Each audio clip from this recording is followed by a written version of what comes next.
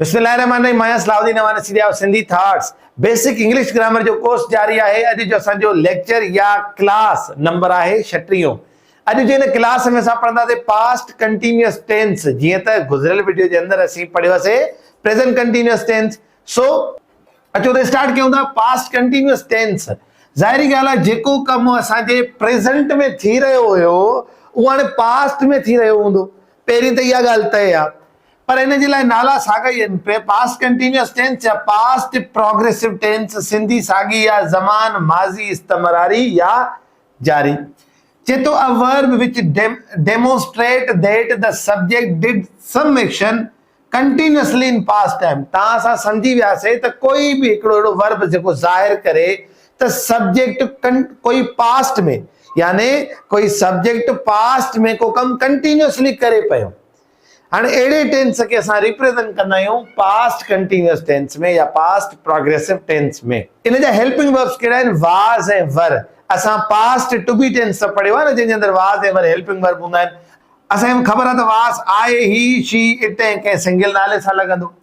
Were we you they कहीं plural छे सा प्लूरल नालन सा इस्तेमाल करना वी वर यू वर दे वर अली एंड अहमद वर। हिते कंदा I was she was he was it was Ali was. ठीक है उन वर्ब जी में फर्स्ट फॉर्म लगंदी है इंग लगंदी है। इंग जो एक स्टेप मां ताके गुजरियल वीडियो में पढ़ायो आ सागो ही इन में अप्लाई थींदो। जस्ट जो आदो तब्दीली किथे थी अचे माज़ी वाली थी अचे जो अस वाज ए वर चऊं था। मिसाल चे तो आई वाज वाचिंग मां ॾिसी रहियो हुयुसि। अगर चे आई एम वाचिंग तो मां ॾिसी रहियो आहियां। चे तो आई वाज वाचिंग तो मां ॾिसी रहियो हुयुसि मां ॾिसी रहियो हुयुसि या हुयुसि। ठीक है ये या शी वाज प्लेइंग वो खेडी रही हुई। दे वर लिसनिंग वो बुधी रहा होया।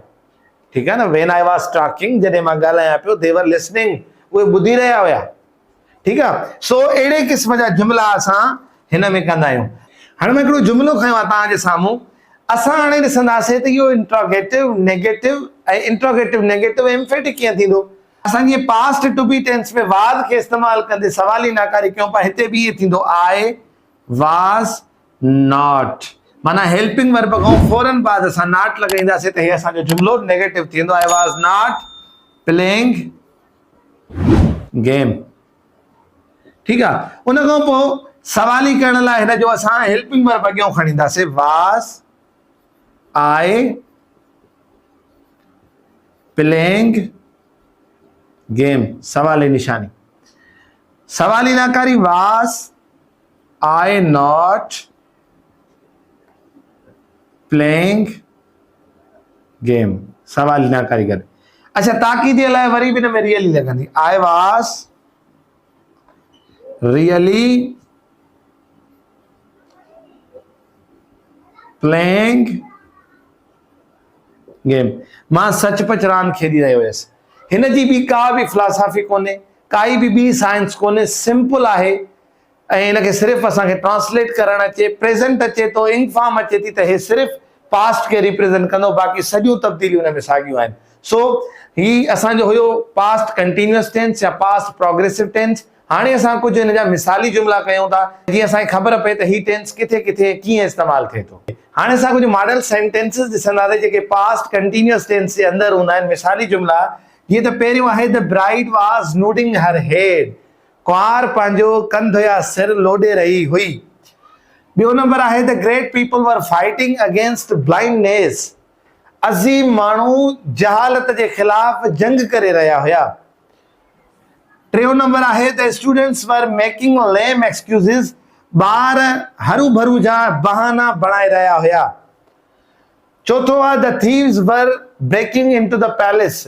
चोर महल के जो बंगले के छा पिया कन खाट हणी रहा हुया। पंजो नंबर आहे the king was issuing an order.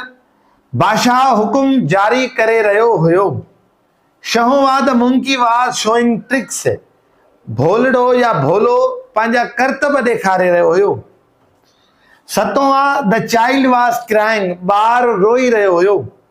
अठवां someone was knocking at the door, कोई दरवाजो खड़काए रहियो हुयो। नाउं the Ahmed was facing issues, Ahmad मसलन खे मुंहुं ॾेई रहियो हुयो। ॾहों were they writing a novel, ॾहें जी माना आहे त छा उहे नावल लिखी रहिया हुया। सो ही हुया कुछ मॉडल सेंटेंसेस जेके असां पास्ट कंटिन्यूअस टेंस जे अंदर कयासीं। हाणे in the last age usual तव्हांजे साम्हूं होमवर्क आहे। सिंधीअ में जुमला ॾिना विया आहिनि, उनजी वोकेबलरी आहे। वीडियो खे पास करे इहे जुमला लिखी करे पंहिंजी कॉपी ते ज़रूरु नोट कंदो त जीअं तव्हांजी प्रैक्टिस बि थी वञे ऐं नयूं शयूं, नवां वर्ड्स ऐं नवां स्ट्रक्चर बि तव्हांजे ज़हन नशीन थी वञनि। अल्लाह साईं तव्हांजो हामी नासिर आहे। इंशाल्लाह वरी मिलंदासीं ईंदड़ क्लास में। तेसिताईं गॾिजो सिंधी थाट सां। अस्सलाम वालेकुम वरहमतुल्लाह।